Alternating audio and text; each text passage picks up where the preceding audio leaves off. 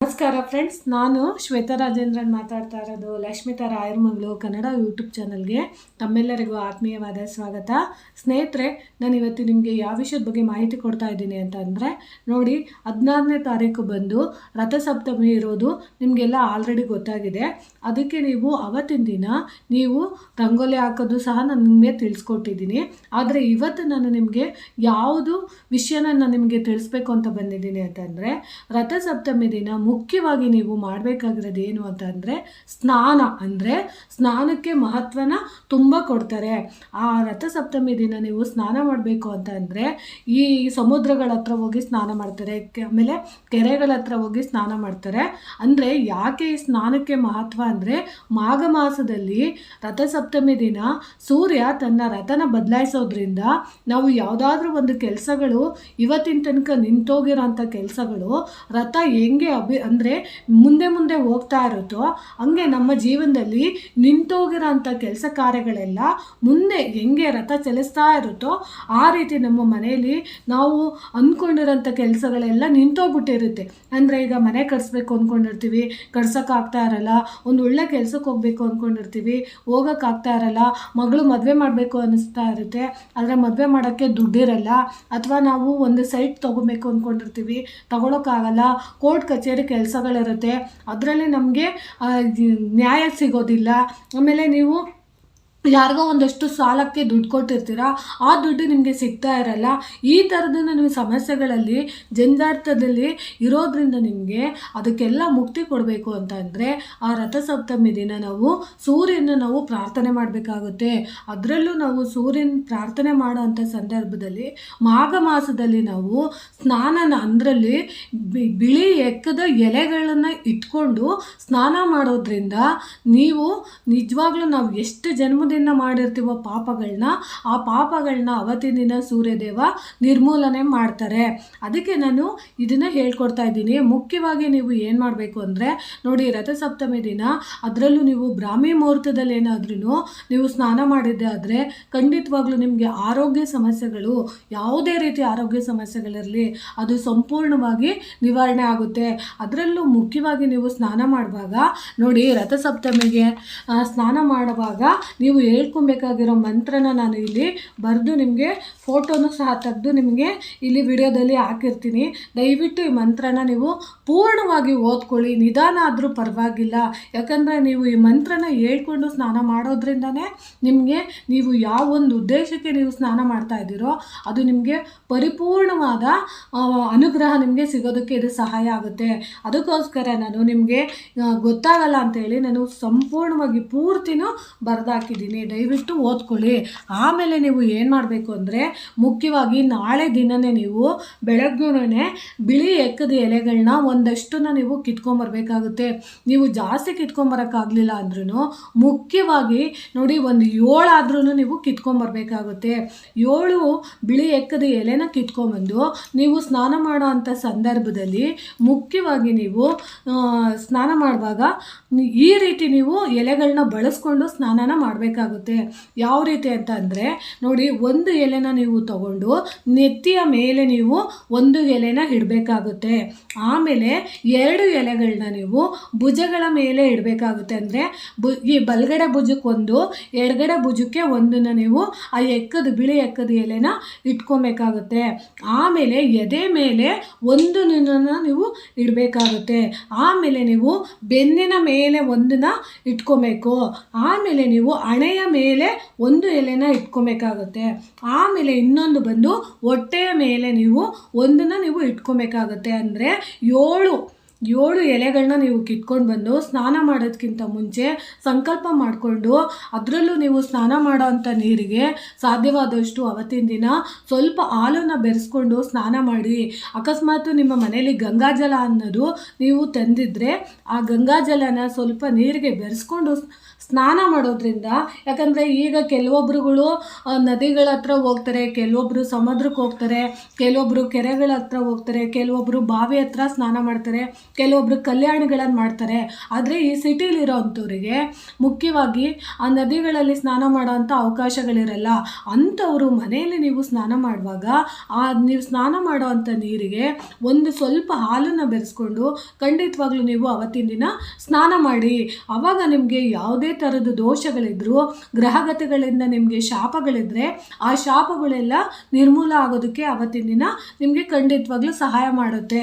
ಆಮೇಲೆ ನೀವು ಏನು ಮಾಡಬೇಕು ಅಂತಂದರೆ ನೋಡಿ, ಮುಖ್ಯವಾಗಿ ನೀವು ಏನು ಮಾಡಬೇಕು ಅಂತಂದರೆ ಅವತ್ತಿನ ದಿನ ನೀವು ಸೂರ್ಯನ ಪ್ರಾರ್ಥನೆ ಮಾಡೋಂಥ ಸಂದರ್ಭದಲ್ಲಿ ಸಂಕಲ್ಪ ಮಾಡಿಕೊಂಡು ಸ್ನಾನ ಮಾಡಿ.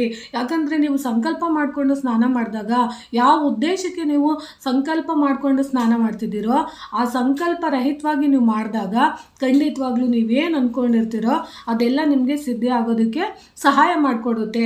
ಆಮೇಲೆ ನೀವು ಯಥಾ ಪ್ರಕಾರ ನಿಮ್ಮ ಮನೆಯಲ್ಲಿ ನೀವು ಪೂಜೆ ಮಾಡುವಾಗ ನೀವು ಏನು ಮಾಡಬೇಕು ಅಂದರೆ, ಅಟ್ಲೀಸ್ಟ್ ನಿಮ್ಮ ಮನೇಲಿ ಏನೂ ಮಾಡೋಕ್ಕಾಗಲಿಲ್ಲ ಅಂತಂದರೆ ನಾನು ಹೇಳಿದ್ದೀನಲ್ಲ, ರಥಸಪ್ತಮಿ ದಿನ ನೀವು ರಂಗೋಲಿನ ಹಾಕ್ಬೋದು. ಆಮೇಲೆ ನೀವು ಮುಖ್ಯವಾಗಿ ಏನು ಮಾಡಬೇಕು ಅಂದರೆ ಒಂದು ತಾಮ್ರದ ಒಂದು ತಟ್ಟೆನ ತೊಗೊಬೇಕಾಗುತ್ತೆ. ಆ ತಾಮ್ರದ ತಟ್ಟೆಯಲ್ಲಿ ನೀವು ಒಂದು 7 ಎಲೆನಾದ್ರೂ ಆ ಎಕ್ಕದ ಎಲೆನ ನೀವು ತೊಗೊಬೇಕಾಗುತ್ತೆ. ಶುಭ್ರವಾಗಿ ತೊಳೆದು ಅದಕ್ಕೆ ಅರಿಶಿನ ಕುಂಕುಮನೆಲ್ಲ ಇಟ್ಟು, ಅದರಲ್ಲೂ ಅರಿಶಿನ ಇಡೋದಕ್ಕಿಂತ ಮುಖ್ಯವಾಗಿ ಕೆಂಪು ಕುಂಕುಮನ ನೀವು ಆ ಎಲೆಗಳ ಮೇಲೆ ಇಟ್ಟು 7 ಎಕ್ಕದ ಎಲೆಗಳ ಮೇಲೆ ಇಟ್ಟು ಅದ್ರ ಮಧ್ಯದಲ್ಲಿ ನೀವು ಏನು ಮಾಡಬೇಕು ಅಂದರೆ ಸ್ವಲ್ಪ ನೀವು ಗೋಧಿನ ಸುರಿಬೇಕಾಗುತ್ತೆ.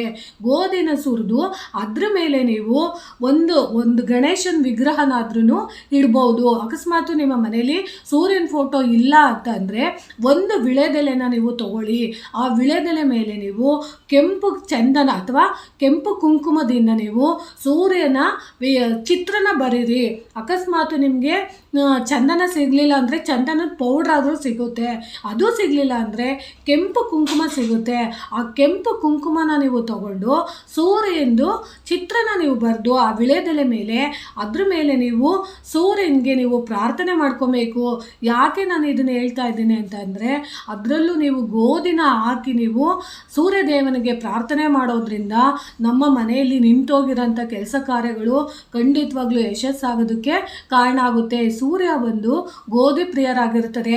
ಅವತ್ತಿನ ದಿನ ನೀವು ಸೂರ್ಯದೇವನಿಗೆ ಸಾಧ್ಯವಾದಷ್ಟು ಗೋಧಿ ನುಚ್ಚಿನಿಂದ ಮಾಡಿರೋಂಥ ರವೆ ಉಂಡೆಗಳಾಗಿರ್ಬೋದು, ಅಥವಾ ಪೊಂಗಲ್ ಆಗಿರ್ಬೋದು, ಸಿಹಿ ಪೊಂಗಲ್ ಆಗಿರ್ಬೋದು, ಅಥವಾ ನಿಮಗೆ ಗೋಧಿಯಿಂದ ಮಾಡಿರೋವಂಥದ್ದು ಹಲ್ವ ಮಾಡಿಡ್ಬೋದು. ಅಂದರೆ ಗೋಧಿಗೆ ಸಂಬಂಧಪಟ್ಟಂಥ ಯಾವುದೇ ಒಂದು ವಿಶೇಷವಾದ ಅಡುಗೆನ ನೀವು ಸೂರ್ಯದೇವನಿಗೆ ಅವತ್ತು ರಥಸಪ್ತಮಿ ದಿನ ನೀವು ಮಾಡಿ ಇಡೋದ್ರಿಂದ ಖಂಡಿತವಾಗ್ಲೂ ನಿಮ್ಮ ಇಷ್ಟಾರ್ಥಗಳು ನೆರವೇರುತ್ತೆ. ನೀವು ಏನೂ ಮಾಡೋಕ್ಕಾಗಲಿಲ್ಲ ಅಂದರೂ ಇಷ್ಟಾದರೂ ಮಾಡಿ, ಅಟ್ಲೀಸ್ಟ್ ನೀವು ಕೆಂಪು ಹೂವುಗಳನ್ನ ಅವತ್ತಿನ ದಿನ ನೀವು ಪೂಜೆಗೆ ಉಪಯೋಗಿಸ್ಕೊಳ್ಳಿ. ಆಮೇಲೆ ನೀವು ತಟ್ಟೆ ಮೇಲೆ ಸೂರ್ಯನ ವಿಗ್ರಹ ಎಲ್ಲ ಇಟ್ಟಿರ್ತೀರಲ್ಲ, ಅದ್ರ ಪಕ್ಕದಲ್ಲಿ ನೀವು ಒಂದು ನಿಮ್ಮ ಮನೆಯಲ್ಲಿರೋಂಥ ಪುಟಾಣಿ ಗಣೇಶ ಇದ್ದರೆ ಆ ಗಣೇಶನಿಟ್ಟು ನೀವು ಪೂಜೆ ಮಾಡೋದ್ರಿಂದ, ಯಾಕಂದರೆ ಗಣೇಶನ ಹತ್ರ ಮೊದಲು ನೀವು ಸಂಕಲ್ಪ ಮಾಡಿಕೊಂಡು ಪೂಜೆ ಮಾಡೋದ್ರಿಂದ ಎಲ್ಲ ವಿಘ್ನಗಳನ್ನೂ ನಿವಾರಣೆ ಮಾಡುವಂಥ ಶಕ್ತಿ ನಮಗೆ ಗೊತ್ತೇ ಇರುತ್ತೆ ಗಣೇಶನಿಗಿದೆ ಅಂತ.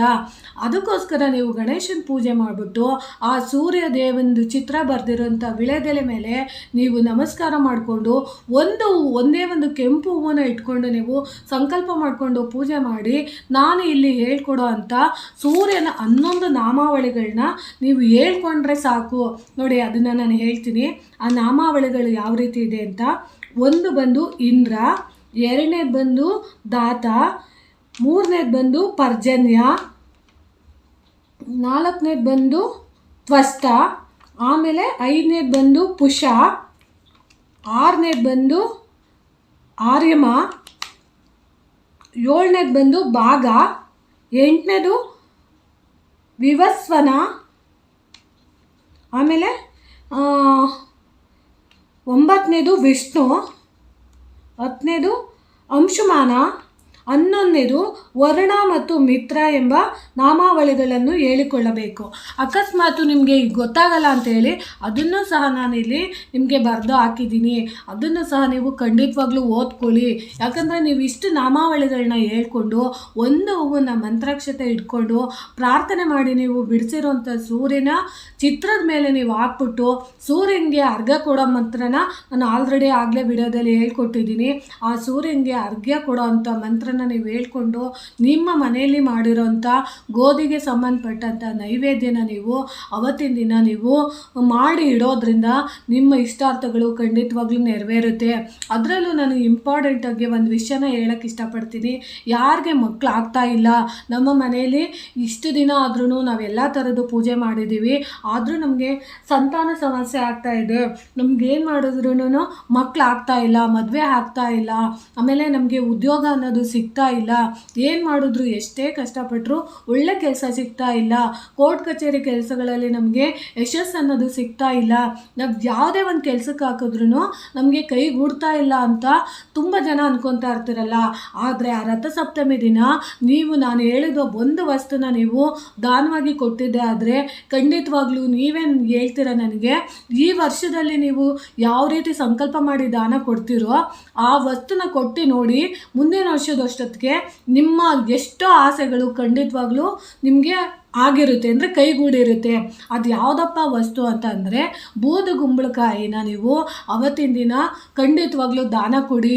ಯಾಕಂದರೆ ನೀವು ಅವತ್ತಿನ ದಿನ ನೀವು ದಾನ ಕೊಡೋದ್ರಿಂದ ಶಿವನ ಅಂಶ ಆಗಿರೋದ್ರಿಂದ ಬೂದುಗುಂಬಳಕಾಯಿನ ನೀವು ದಾನ ಕೊಡೋದ್ರಿಂದ ಶಿವನಿಗೂ ತೃಪ್ತಿ ಸಿಗುತ್ತೆ ಮತ್ತು ಸೂರ್ಯದೇವನಿಗೂ ತುಂಬ ಇಷ್ಟ ಆಗುತ್ತೆ. ಅದಕ್ಕೋಸ್ಕರ ನೀವು ಖಂಡಿತವಾಗ್ಲೂ ಬೂದುಗುಂಬಳಕಾಯಿ ನಿಮ್ಮ ಮನೇಲಿ ಎಷ್ಟು ಸಾಧ್ಯ ಆಗುತ್ತೋ ಅಷ್ಟು ನಿಮ್ಮ ಕೈಯಲ್ಲಿ ಕೊಡೋ ಶಕ್ತಿ ಇದ್ದರೆ ಖಂಡಿತವಾಗ್ಲೂ ಕೊಡಿ. ಆಮೇಲೆ ನೀವು ನಾನು ಹೇಳ್ಕೊಟ್ಟಿದ್ದೀನಿ, ಇನ್ನೂ ನೀವು ದಾನ ಕೊಡಬೇಕು ಅಂತ ಅಂದರೆ ಎಳ್ಳಿನ ಉಂಡೆಗಳು ಮಾಡಿರೋ ಅಂಥದ್ದನ್ನ ಖಂಡಿತವಾಗ್ಲೂ ದಾನ ಕೊಡಿ, ರವೆ ಉಂಡೆ ದಾನ ಕೊಡಿ. ಎಷ್ಟು ನೀವು ಸಾಧ್ಯ ಆಗುತ್ತೋ ರಥಸಪ್ತಮಿ ದಿನ ಕಬ್ಬನ್ನ ದಾನವಾಗಿ ಕೊಡ್ತಾರೆ, ಎಳ್ಳನ್ನ ದಾನವಾಗಿ ಕೊಡ್ತಾರೆ. ಆಮೇಲೆ ಮನೇಲಿ ಹೆಣ್ಮಕ್ಳು ಅಂದರೆ ಶನಿಗೆ ಸಂಬಂಧಪಟ್ಟಂಥ ಸ್ಟೀಲ್ ಪದಾರ್ಥಗಳಿರುತ್ತೆ, ಕಬ್ಬಿಣಕ್ಕೆ ಸಂಬಂಧಪಟ್ಟಂಥ ವಸ್ತುಗಳನ್ನ ಅವತ್ತಿನ ದಿನ ದಾನವಾಗಿ ಕೊಡ್ತಾರೆ. ಅದನ್ನು ಸಹ ನೀವು ದಾನವಾಗಿ ಕೊಡೋದ್ರಿಂದ ನೀವು ಎಷ್ಟು ದಾನವಾಗಿ ಕೊಡ್ತೀರೋ ಅಷ್ಟು ಸಹ ನಿಮಗೆ ಮತ್ತೆ ರಿಟರ್ನ್ ಸಿಗುತ್ತೆ. ಅದು ಯಾವ ರೂಪದಲ್ಲಿ ಆಗಿರ್ಬೋದು, ಹಣದ ರೂಪದಲ್ಲಿರ್ಬೋದು, ವಸ್ತು ರೂಪದಲ್ಲಿರ್ಬೋದು, ಅಥವಾ ಯಾವುದೋ ಒಂದು ರೂಪದಲ್ಲಿ ನಿಮಗೆ ಖಂಡಿತವಾಗ್ಲೂ ಸಿಗುತ್ತೆ ಅಂತ ನಾನು ಹೇಳೋಕ್ಕೆ ಇಷ್ಟಪಡ್ತೀನಿ. ಅದಕ್ಕೋಸ್ಕರ ದಯವಿಟ್ಟು ನೀವು ರಥಸಪ್ತಮಿ ದಿನ ನಿಮ್ಮ ಮನೆಯಲ್ಲಿ ನಿಮಗೆ ಉಪವಾಸ ಮಾಡೋ ಶಕ್ತಿ ಇದ್ದರೆ ಖಂಡಿತವಾಗ್ಲೂ ಮಾಡಿ. ಇಲ್ಲ ನನ್ನ ಕೈಯಲ್ಲಿ ಮಾಡೋಕ್ಕಾಗಲ್ಲ ಅಂದರೆ ನಾನು ಹೇಳ್ಕೊಟ್ಟಿರೋ ರೀತಿ ಸರಳವಾಗಿ ಪೂಜೆನ ಮಾಡಿ. ಅದರಲ್ಲೂ ಸಾಧ್ಯವಾದಷ್ಟು ಅವತ್ತಿನ ದಿನ ಕೆಂಪು ಕಲರ್ ಬಟ್ಟೆಗಳನ್ನ ನೀವು ಹಾಕೊಳ್ಳೋದ್ರಿಂದ ಖಂಡಿತವಾಗ್ಲೂ ಸೂರ್ಯದೇವನಿಗೆ ಇಷ್ಟ ಆಗುತ್ತೆ. ಅದರಲ್ಲೂ ಮುಖ್ಯವಾಗಿ ಸೂರ್ಯದೇವನಿಗೆ ನೀವು ಎಷ್ಟು ದಾನ ಧರ್ಮ ಮಾಡ್ತೀರೋ ಅಷ್ಟು ಸೂರ್ಯದೇವ ನಿಮಗೆ ಖಂಡಿತವಾಗ್ಲೂ ನಿಮಗೆ ಅಷ್ಟೇ ರಿಟರ್ನ್ ನಿಮಗೆ ಕೊಡ್ತಾರೆ ಅಂತ ನಾನು ಹೇಳೋಕ್ಕೆ ಇಷ್ಟಪಡ್ತೀನಿ. ಸ್ನೇಹಿತರೆ ನೋಡಿ, ನನಗೆ ಗೊತ್ತಿರೋಷ್ಟು ಪುಟ್ ಮಾಹಿತಿಗಳನ್ನ ನಾನು ನಿಮಗೆ ತಿಳಿಸ್ಕೊಡ್ತಾ ಇದ್ದೀನಿ. ಯಾಕೆ ಈ ಮಾಹಿತಿಗಳನ್ನ ತಿಳಿಸ್ಕೊಡ್ತಿದ್ದೀನಿ ಅಂತ ಅಂದರೆ, ನಾವು ಹಿಂದಿನ ಜನ್ಮದಲ್ಲಿ ಎಷ್ಟೋ ಪಾಪಗಳನ್ನ ಮಾಡಿರ್ತೀವಿ. ಯಾಕಂದರೆ ಅದು ನಮ್ಗೆ ಗೊತ್ತಿರಲ್ಲ. ನಾವು ಈ ಜನ್ಮದಲ್ಲಿ ನಾವು ಒಳ್ಳೆಯವರೇ ಆಗಿರ್ತೀವಿ, ಆದರೆ ನಮಗೂ ಗೊತ್ತಿಲ್ದಿದ್ದಂಗೆ ಯಾವುದೋ ಒಂದು ಜನ್ಮದಲ್ಲಿ ಏನೋ ಒಂದು ಪಾಪ ಮಾಡಿರ್ತೀವಿ. ಆ ಪಾಪಗಳೆಲ್ಲ ನಮಗೆ ಇಂಥದ್ದೇ ಪಾಪ ಮಾಡಿದ್ದೀರ ಅಂತ ಯಾರು ಬಂದು ಹೇಳೋದಿಲ್ಲ. ಅಂಥ ಸಂದರ್ಭದಲ್ಲಿ ನಾವು ಆ ಪಾಪಗಳನ್ನ ಕಡಿಮೆ ಮಾಡ್ಕೊಳ್ಳೋಕ್ಕೆ ಈ ಪೂಜೆ ಪುನಸ್ಕಾರಗಳು ಬಂದಾಗ ನಮ್ಮ ಕೈಲಿ ದೊಡ್ಡ ಪ್ರಮಾಣದಲ್ಲಿ ಪೂಜೆ ಪುನಸ್ಕಾರ ಮಾಡೋಕ್ಕಾಗಲಿಲ್ಲ ಅಂದರೂ ಚಿಕ್ಕ ಪ್ರಮಾಣದಲ್ಲಿ ನಮ್ಮ ಚೈತನ್ಯ ಎಷ್ಟಿದೆಯೋ ಅಷ್ಟು ಚಿಕ್ಕ ಚಿಕ್ಕ ವಸ್ತುಗಳಲ್ಲಿ ನಾವು ಭಗವಂತನ ಸೇವೆ ಮಾಡಿದಾಗ ಖಂಡಿತವಾಗ್ಲೂ ನಮಗೆ ಭಗವಂತ ನಮ್ಮನ್ನು ಇಷ್ಟಾದರೂ ಬೇಡ್ಕೊತಿದ್ದಾನಲ್ಲ ಅಂತ ಹೇಳಿ ಖಂಡಿತವಾಗ್ಲೂ ನಮಗೆ ಅನುಗ್ರಹಿಸ್ತಾರೆ. ಅದಕ್ಕೋಸ್ಕರ ನಾನು ನಿಮಗೆ ಹೇಳ್ತಾ ಇದ್ದೀನಿ.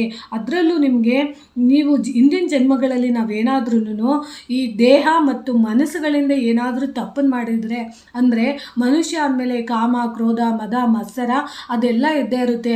ಗೊತ್ತಿದ್ದು ಮಾಡಿರ್ತೀವ ತಪ್ಪನ್ನ, ಗೊತ್ತಿಲ್ದಿದ್ದಲೇ ಮಾಡಿರ್ತೀವ ತಪ್ಪುಗಳನ್ನ.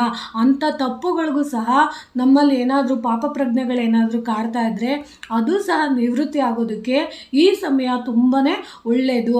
ಅಂಥ ಸಮಯದಲ್ಲಿ ನೀವು ಖಂಡಿತವಾಗ್ಲೂ ನೀವು ಸೂರ್ಯನ ಪ್ರಾರ್ಥನೆ ಮಾಡಿ, ಸೂರ್ಯನ ನಾವು ನಾವು ಎಷ್ಟು ಪ್ರಾರ್ಥನೆ ಮಾಡ್ತೀವೋ ಅವತ್ತಿನ ದಿನ ಅದು ನಮಗೆ ಆರೋಗ್ಯಕ್ಕೆ ಸಂಬಂಧಪಟ್ಟಂಥದ್ದು ಯಾವುದೇ ಸಮಸ್ಯೆಗಳಿದ್ರೂ ಅದೆಲ್ಲ ಸಂಪೂರ್ಣವಾಗಿ ನಿವಾರಣೆ ಆಗುತ್ತೆ ಅಂತ ನಾನು ತಿಳಿಸೋಕ್ಕೆ ಇಷ್ಟಪಡ್ತೀನಿ. ಅದಕ್ಕೋಸ್ಕರ ನೀವು ಏನಾದರೂ ಅಪರಾಧಗಳು ಮಾಡಿದರೆ ಅಥವಾ ಕೊಲೆ ಕೇಸ್ಗಳಲ್ಲಿ ಎಷ್ಟೊಂದು ಜನ ಸಿಗಾಕೊಂಡಿರ್ತಾರೆ. ಬೇಕು ಅಂತ ಮಾಡಿರ್ತಾರೋ ಬೇಡ ಅಂತ ಮಾಡಿರ್ತಾರೋ ಗೊತ್ತಿರಲ್ಲ. ಅಕಸ್ಮಾತು ಒಬ್ಬರಿಗೆ ಹರ್ಟ್ ಮಾಡಿರ್ತಾರೆ, ಒಬ್ಬರು ಜೀವನದಲ್ಲಿ ತುಂಬ ನೋವು ಕೊಟ್ಟಿರ್ತಾರೆ. ಅವ್ರಿಗೆ ಗೊತ್ತಿದ್ದು ಮಾಡಿರ್ತಾರೋ ಗೊತ್ತಿಲ್ಲದಲ್ಲೇ ಮಾಡಿರ್ತಾರೋ ಗೊತ್ತಿರಲ್ಲ. ಅಂಥ ಅಪರಾಧಗಳೆಲ್ಲ ಕ್ಷಮಿಸೋ ಅಂಥದ್ದಕ್ಕೆ ಕಾರಣ ಆಗಿರೋದು ಸೂರ್ಯದೇವ ಆಗಿರ್ತಾರೆ. ಅದಕ್ಕೋಸ್ಕರ ನೀವು ಅವತ್ತಿನ ದಿನ ನೀವು ಸೂರ್ಯನ ಹತ್ರ ನೀವು ಮಾಡಿರೋಂಥ ಯಾವುದೇ ಒಂದು ತಪ್ಪಿರ್ಬೋದು, ಅದು ನಿಮ್ಮ ಆತ್ಮಸಾಕ್ಷಿಗೆ ಕೊಲ್ತಾ ಇರ್ಬೋದು, ಅಥವಾ ನಾನು ಇಂಥ ತಪ್ಪು ಮಾಡಿದ್ದೀನಿ, ನಾನು ಯಾರ ಹತ್ರನೂ ಹೇಳ್ಕೊಳಕ್ಕಾಗ್ತಾ ಇಲ್ಲ, ಅದರಿಂದ ನಾನು ಮುಕ್ತಿನೂ ನನಗೆ ಸಿಗ್ತಾ ಇಲ್ಲ ಅಂತ ಎಷ್ಟೊಂದು ಜನ ನೊಂದ್ಕೊತಾ ಇರ್ತೀರಲ್ವ. ಅಂಥವರು ಅವತ್ತಿನ ದಿನ ನೀವು ಸೂರ್ಯದೇವನದು ಪ್ರಾರ್ಥನೆ ಮಾಡುವಾಗ ನಿಮ್ಮ ತಪ್ಪನ್ನು ಸೂರ್ಯದೇವನಿಗೆ ಹೇಳ್ಕೊಂಡಾಗ ಸೂರ್ಯದೇವರು ಖಂಡಿತವಾಗ್ಲೂ ಕ್ಷಮಿಸ್ತಾರೆ ಅಂತ ನಾನು ಹೇಳೋಕ್ಕೆ ಇಷ್ಟಪಡ್ತೀನಿ. ಸಾಧ್ಯವಾದಷ್ಟು ಖಂಡಿತವಾಗ್ಲೂ ನೀವು ರಥಸಪ್ತಮಿ ದಿನ ನಾನು ಹೇಳ್ಕೊಟ್ಟಿರೋಂಥ ಟಿಪ್ಸ್ಗಳನ್ನ ಫಾಲೋ ಮಾಡಿ ಅಂತ ತಿಳಿಸೋಕ್ಕೆ ಇಷ್ಟಪಡ್ತೀನಿ. ಈ ಮಾಹಿತಿ ನಿಮಗೆ ಇಷ್ಟ ಆಗಿದ್ದರೆ ದಯವಿಟ್ಟು ನನ್ನ ಚಾನಲ್ನ ಸಬ್ಸ್ಕ್ರೈಬ್ ಮಾಡ್ಕೊಂಡು ನೋಡಿ, ಹೆಚ್ಚೆಚ್ಚು ವಿಡಿಯೋನ ಶೇರ್ ಮಾಡಿ ಮತ್ತು ಲೈಕ್ ಮಾಡಿ. ಹೊಸದಾಗಿ ಯಾರಾದರೂ ನೋಡ್ತಾ ಇದ್ದರೆ ದಯವಿಟ್ಟು ನನ್ನ ಚಾನಲ್ನ ಸಬ್ಸ್ಕ್ರೈಬ್ ಮಾಡ್ಕೊಂಡು ನೋಡಿ ಅಂತ ತಿಳಿಸೋಕ್ಕೆ ಇಷ್ಟಪಡ್ತೀನಿ. ಧನ್ಯವಾದಗಳು ಸ್ನೇಹಿತರೆ.